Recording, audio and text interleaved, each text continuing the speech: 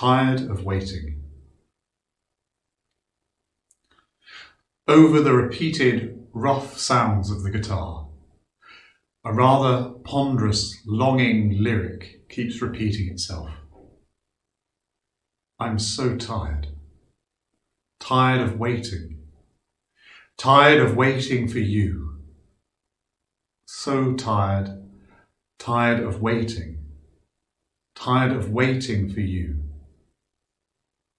You keep me waiting all of the time. What can I do? Our experience of the COVID-19 pandemic has been one of moments of acute stress, punctuated by these long ages of waiting. Waiting for good news, and for the hope of a highly effective vaccination programme to come soon, we now hear. Waiting also for bad news, and knowing that in terms of health outcomes and economic impact and personal tragedy, there's much more strain to come. I think the strain of waiting has been part of the experience of this pandemic for everybody.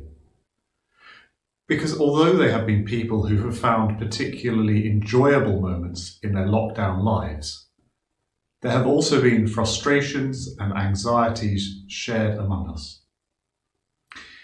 And for those who have found the COVID-19 pandemic particularly hard, for them the stresses and strains of waiting have long exhausted their reserves of resilience in ways that a huge traumatic disaster and its immediate aftermath, if overcome quickly, might not have done. People like Ray Davies and the Kinks are tired of waiting. They are weary and drawn. They are affected more than usual by stress and depression, overworked and overstretched, or underworked and devalued.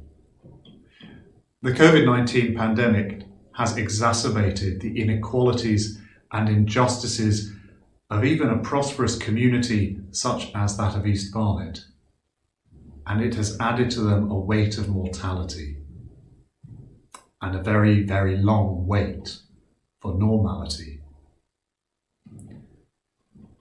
People are weary of waiting to return to the expected, the long expected, and yet under-examined, neglectful normality of life that preceded this pandemic.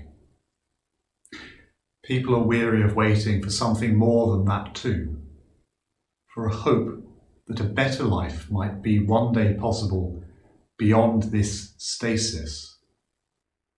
If that feeling resonates with you, with the bereavement, insomnia, hunger, loneliness, worry, joblessness, mental or physical ill health with which you may be struggling, then you will know that waiting for something like an end to this COVID-19 pandemic or another prolonged period of trauma doesn't feel like a passive state. We can be tired of waiting because of the demands it places on us and the way it drives up our reservoirs of hope. The difficulties of a piece of apocalyptic writing, like the passage we just heard from Mark's Gospel, like its hardness and complexity, speaks to those who find it hard to hope and to sustain themselves because they have given all their energy already. It speaks with a voice from outside the situation in which they are trapped. It speaks of God's hope, breaking through layers of imprisonment to change everything.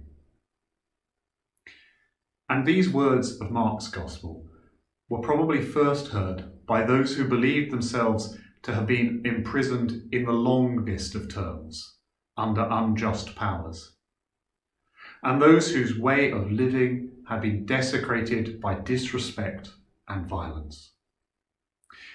They were heard in a time when the citizens of Jerusalem fled to the hills to escape the destruction of their city and its temple. They were heard in a time when Christians were beaten and accused. They were first hard words of hope in a time when hope seemed to have no spark of a future fire left within it. To not, therefore, lose an awareness of the possibility of hope meant summoning a faithful conviction that God had not ceased his work of redeeming the world in Jesus.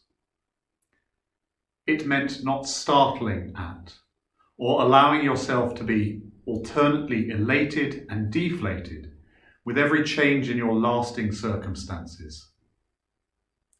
It meant not waiting passively for the moment of God's victory, but realizing that you would have to wait for it all the same.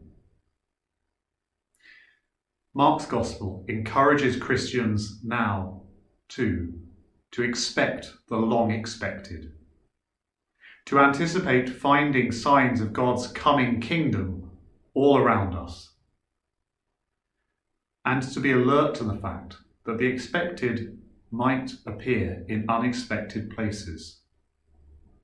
That as well as being faithful to those fond inheritances which have sustained our communities in the past, we might see the kingdom coming elsewhere if only we awoke to it. At the end of this pandemic, when we are weary because of waiting, it will take great faithfulness and an empowered imagination, a real attentiveness to what might be, to ensure that the way we live as a community will be changed for the better by the exposure of the weaknesses and inequalities in the lives we lead together. At the end of this pandemic, we will all have to ask ourselves what we wish to become in response to the revelations it has brought us. Whatever you would normally be watching and waiting for this Advent, think now about what you are watching and waiting for our community to become in the future. Think about what you are watching and waiting for our church to become, so that it can, with greater faithfulness and with more energy, be awoken to the signs of Christ's coming kingdom. It's your life, and you can do what you want. Do what you like. But please keep waiting.